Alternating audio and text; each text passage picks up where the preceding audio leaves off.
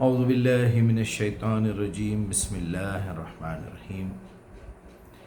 میں یہ دونوں لائن پورے شعور میں محسوس کرتے ہوئے، پوری میننگ سمجھتے ہوئے یہ کہہ رہا ہوں کہ اے اللہ ہمیں شیطان مردود کے شر سے، وسوسوں سے، بہکاوے سے محفوظ رکھیے، اپنی پناہ میں لے لیجیے، کیونکہ ہم آپ کی کتاب کو سمجھنا چاہتے ہیں، سیکھنا چاہتے ہیں، سچائی کے ساتھ آپ کی عبادت کر رہے ہیں اور آپ ہی سے عبادت کا طریقہ سیکھنا چاہتے ہیں۔ ہمیں سیدھا راستہ، استقامت والا راستہ دکھائیے۔ یہ آیت جو ہم سیکھنے جا رہے ہیں اس کا صحیح مفہوم ہمارے دل و دماغ میں بٹھائیے۔ میں سمجھتا ہوں اس کے بعد کوئی اور مقام تو نہیں ہے ہم جا کے کسی سے پوچھیں۔ You are the final authority. تو میرے بھائی، آپ دبئی سے جو سوال کیے ہیں تو اس کا ایک چھوٹی سی جھلکی میں آپ کو دکھا دیتا ہوں یہاں پلے کر کے میرے ٹی وی پر، تو آپ کو سمجھ میں ہے کہ ہم زمین کو اس کے اطراف سے کٹاتے چلے آ رہے ہیں۔ جب اس کی تفسیر پوچھی گئی تو کسی نے کہا کہ کفر کے زیر سایہ رقبہ جو ہے، زیر قبضہ کم ہو رہا ہے، اسلام کا بڑھ رہا ہے۔ یہ آیت اس کی طرف اشارہ ہے کہ ہم کناروں سے زمین کو کٹا رہے ہیں۔ کسی نے کہا کہ مکہ کی سلطنت پھیل رہی تھی، مدینہ کی، اور مشرکین کی مکہ کی سلطنت سکڑ رہی تھی، یہ اس کی طرف اشارہ ہے۔ What a naan sense it is یار۔ میرے ساتھ ایک ادھر فن لینڈ کی خاتون تھی، کام کرتی تھی ایک پروجیکٹ میں، اس نے مجھے یہ آیت میرے سامنے رکھی۔ اس نے کہا کہ مجھے ڈیبیٹ ہو رہی، سارے دوست بیٹھے تھے، اس نے کہا I can prove your Quran wrong in 1 second۔ اچھا، how is that؟ میں نے کہا میں بھی حیران ہو گیا سر، یہ 2008 کی بات ہے۔ اچھا، میرے پاس بھی اتنا علم نہیں تھا، بندہ جھوٹ بول رہی ہے۔ پڑھا میں نے ضرور ہوا تھا، لیکن اللہ نے مجھے ابھی اتنی توفیق نہیں دی تھی کہ میں اس لیول کی ڈیبیٹ کر سکوں۔ ٹھیک، میں نے، لیکن میرے لیے یہ بات بہت کہ قرآن کو جھوٹا ثابت کر دے۔ خیر، اس نے یہ آیت نکال لی سر، ہاں وہ آیت اور کیا ہے؟ ساتھ اس نے مودودی صاحب کی انگلش کمنٹری تھی منگوا لی، اور اس نے کہا جی کہ یہ دیکھیں کہ پچھلے 100 سالوں میں تو آپ کا رقبہ کم ہو گیا۔ یعنی اسلام گھٹتا گیا؟ نہیں، اس نے کہا مسلمانوں کی اسٹیٹس کم ہو گئی، آپ کے ہاتھوں سے چلا گیا، ایسٹ ٹائمر آپ کے ہاتھوں سے چلا گیا۔ چلیے، ہاں عمران، میں یہ آیت نکالا، یہ سورہ رعد جو 13 نمبر پہ ہے، اس کا آخری رکوع ہے، 6 رکوعوں میں ہے وہ، میں لکھ بھی لیا ہوں، اور آیت نمبر 38 سے 43 ہے۔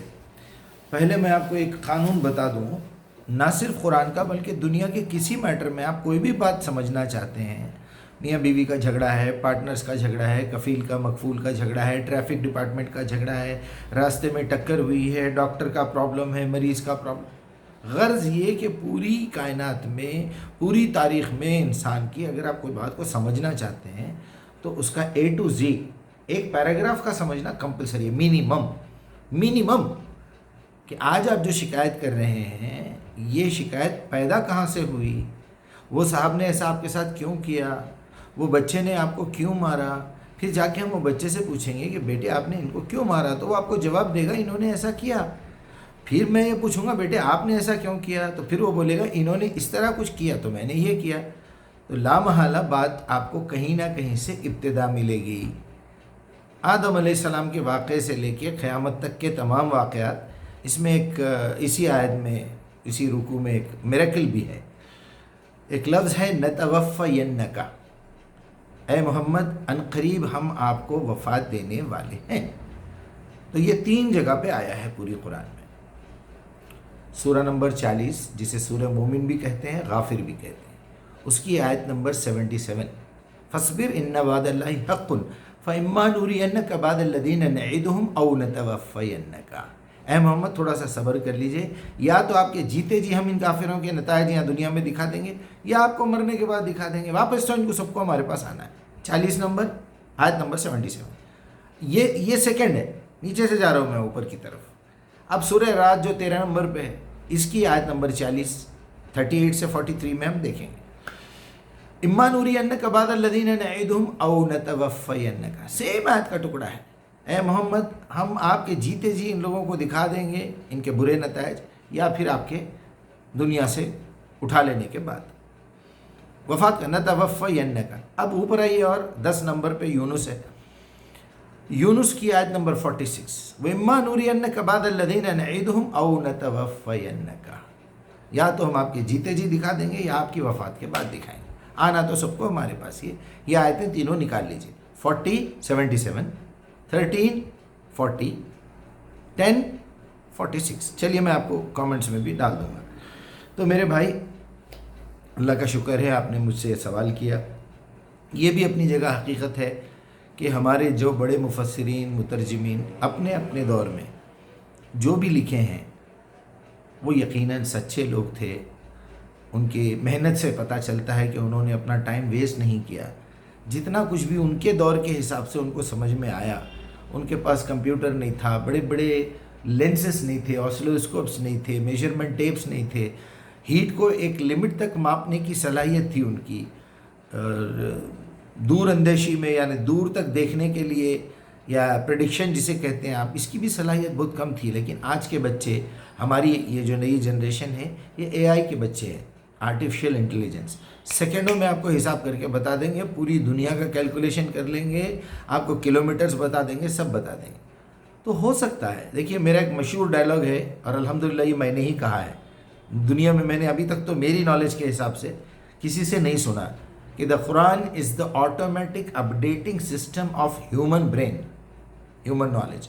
قرآن جو ہے ایک ایسا سسٹم ہے جو کبھی پرانی ہوتی ہی نہیں بھائی۔ ارے 400 سے زیادہ مرتبہ پڑھ چکا ہوں، آپ اندازہ کیجئے 40 سال میں، روز ایک پارے کے بغیر تو میرا گزارا ہی نہیں ہے، اردو میں پھر، جبکہ عربی پوری کی پوری آتی ہے۔ آپ قرآن کہیں سے بھی پڑھیے، میں آپ کو ترجمہ کر کے بتا سکتا ہوں، اور الحمدللہ ان تمام مترجمین سے زیادہ لاجیکل، زیادہ اٹریکٹیو، زیادہ آسان زبان میں سمجھا سکتا ہوں الحمدللہ۔ کیونکہ ہم ڈیلی وہی کام کر رہے ہیں نا بھائی، 40 سال ہو گئے تقریباً، تو 400 سے زیادہ مرتبہ قرآن سن چکا ہوں، کئی بار لکھ چکا ہوں، ایک ایک ورڈ پہ محنت کی ہے، ایک ایک ورڈ کو کمپیوٹرائز کیا ہے، اس کو سیو کیا ہے، اس کا اپنے پاس ایپ بھی ہے الحمدللہ، اس کی پوری ڈکشنری ہے، اب چھپنے والی ہے میری ڈکشنری انشاءاللہ۔ اس میں میننگ نہیں ہے، صرف الفاظ کی کاؤنٹنگ ہے۔ خیر، یہ جو بات آیت نمبر اس کی جو ہے، میں اس کا آپ کو اردو ترجمہ بھی بھیج دوں گا آپ کے واٹس ایپ کے اوپر۔ تو 41 جو ہے وہ یہ ہے کہ یہ لوگ کہتے دیکھتے نہیں کہ اولم یرونا ناتی الارض ننقصها، کہ ہم نقص کر رہے ہیں اس کے اندر، چھوٹی کر رہے ہیں، من اطرافها، اطراف اردو لفظ بھی ہے، واللہ یحکم لا معقب لحکمہ، اللہ جو کچھ فیصلہ کرتا ہے اس کو روکنے والا، اس پہ حکومت چلانے والا، اس کو نظر ثانی کرنے والا دنیا میں کوئی نہیں ہے، اور حساب لینے میں اس کو دیر نہیں لگتی۔ یہ 41 ہے، سورہ نمبر 13۔ یہ دیکھیے یہاں پر بھی آ گیا، واہ واہ واہ واہ، یہ سسٹم میں نے ابھی لگایا ہے، یہ آپ آج دیکھ سکتے ہیں، یہ ہو گیا۔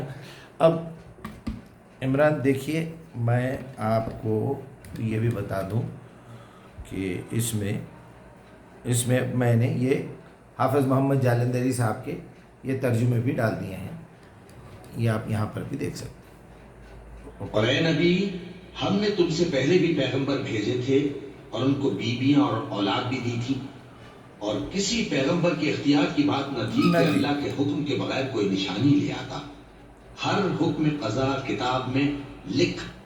چلیے میں سب اس لیے بتا رہا ہوں تاکہ آپ بھی ذرا محنت کرنا، آپ بھی یہ سب چیزیں نکال کے ری چیک کرنا، بھیا بول دیے، مجھے بھائی بول دیے تو قبول کر لیے آنکھ بند کر کے، یا پھر اس کا انکار کر دیا، انہوں کون سے بڑے عالم ہیں، کون سے مدرسے سے ہے، ایسے کچھ نالائق ہیں جو کامنٹس لکھتے رہتے ہیں، بھائی ذرا جا کے آئینے میں صورت دیکھیے بولتا ہوں۔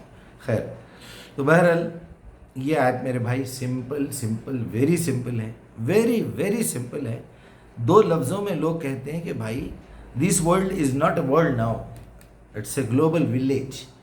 اب یہ دنیا چھوٹی ہوتے ہوتے گاؤں بن گئی ہے، بیٹھے بیٹھے آپ پوری دنیا کی خبر لے رہے ہیں، بیٹھے بیٹھے آپ آنکھوں سے دیکھ رہے ہیں کیا ہو رہا ہے، بیٹھے بیٹھے آپ کو دھوکہ دیا جا رہا ہے کانوں سے سنا کے، آنکھوں سے دکھا کے، بیٹھے بیٹھے آپ کے دل میں دماغ میں کیا چل رہا ہے انہی کیمروں کی وجہ سے۔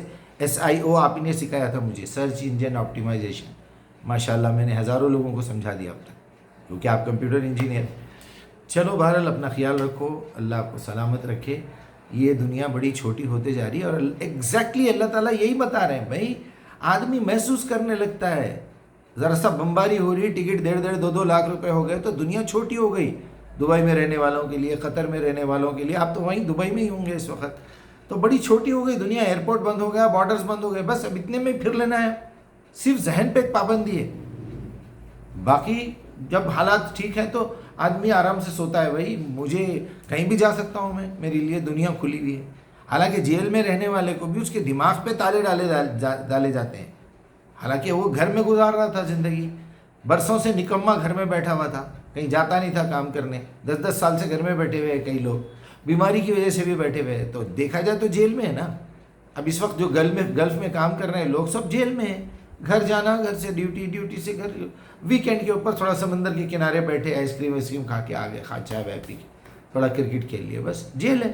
جیل میں بھی گیمز ہے، جیل میں بھی کھانا ہے، جیل میں بھی ایئر کنڈیشن ہے، جیل میں بھی ٹی وی ہے.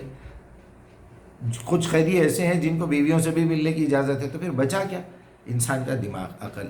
بہرحال یہ آیت کا سیدھا مطلب یہ ہے. آپ پورا رکوع پڑھ لیجئے، کیونکہ پورا رکوع پڑھنے کے بعد ہی میں پھر آخری میں وہی بات بولوں گا. پورا رکوع پڑھنے کے بعد ایک سچویشن سامنے آتی ہے، اور اس سچویشن کو سمجھنے کے لیے آپ کی زندگی میں وہ سچویشن نبی صلی اللہ علیہ وسلم کا پریکٹیکلی امپلیمنٹ کرنا بہت ضروری ہے. اگر آپ قرآن کی دعوت کا کام نہیں کر رہے ہیں، کتنی بھی لمٹ پہ کریے، آپ اپنے آس پڑوس میں کر لیجئے، اپنی بیوی بچوں میں کر لیجئے، بھائی بہنوں میں کر لیجئے، آپ کے موبائل فون کے تمام کانٹیکٹس میں روز ایک آیت کسی کی بھی لے کے ڈال دیجئے. پہلے ادھر اپنا کام کرتے رہیے، پھر اگر اس میں کچھ غلطی دکھی تو آپ اس کو کلیئر کیجئے، آن لائن کلیئر کیجئے. اگر آپ میں کوئی پرابلم رہا تو کوئی نہ کوئی مولوی اٹھے گا، مجھے بھائی آپ یہ غلط بول رہے ہیں. ہم تو سارے دروازے کھول کے رکھے ہوئے اور اللہ سے بار بار کہہ رہے ہیں اعوذ باللہ من الشیطان الرجیم، بسم اللہ الرحمن الرحیم، ربنا ظلمنا انفسنا وان لم تغفر لنا وترحمنا لنکونن من الخاسرین.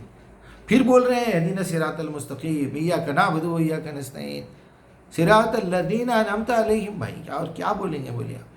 تینوں چیزیں جو دنیا میں کوئی نہیں دے سکتا، ہم اللہ سے پوچھ رہے ہیں. اپنا خیال رکھو. یہ آیت بہت ایزی ہے. پرانے لوگوں نے بڑی کنفیوژنس پیدا کر کے وہ ایسا ہو گیا اور ویسا ہو گیا. ٹھیک ہے، ان کی اپنی تفسیریں ہیں.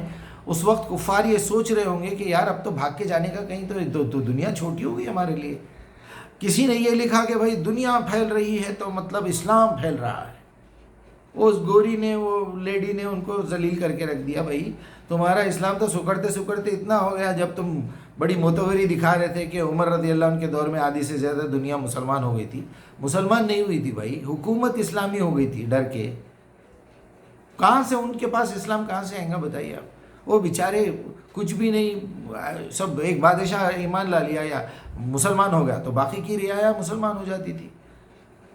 اگر وہ لوگ واقعی مومن ہو کے مسلمان ہوتے تو خود جو شخص وہ کام کر رہا ہے اس کا مرڈر کیسا ہوتا بتائیے آپ؟ شہید ہو گئے عمر رضی اللہ عنہ. خیر یہ بھی ایک الگ اسٹوری ہے. اگر آپ صحیح کام کر رہے ہیں تو لازماً اس میں مرنا بھی پڑتا ہے، شہادت بھی ہوتی ہے. اپنا خیال رکھیے. یہ کچھ میں آپ کو سمجھا سکا ہوں، اور میں کیا سمجھانا ہے، میں اتنے ایویڈنسز آپ کے سامنے رکھ دیا ہوں. اب میرا یہ پورا بیان میں آپ کو جیمینائی میں ڈال کے اس کے اندر سے اور اس کے کتنے پروفز نکل سکتے ہیں قرآن سے وہ سب نکال کے اس کا بیان بھی بھیج دوں گا انشاءاللہ. اس کے بعد اللہ آپ کو سلامت رکھے. اپنا خیال رکھو، اور روز ایک آیت کم سے کم عمران، روز ایک آیت اپنے بیوی بچوں تک پہنچا دو. سورہ تحریم دیکھو، یا ایھا الذین آمنوا قوا انفسکم واہلیکم نارا. دیکھو سب سے پہلے اپنے آپ کو جہنم کی آگ سے بچاؤ، پھر اپنے بیوی بچوں کو جہنم کی آگ سے بچاؤ، پھر دوست احباب کو، رشتہ داروں کو، پڑوسیوں. اوکے، السلام علیکم.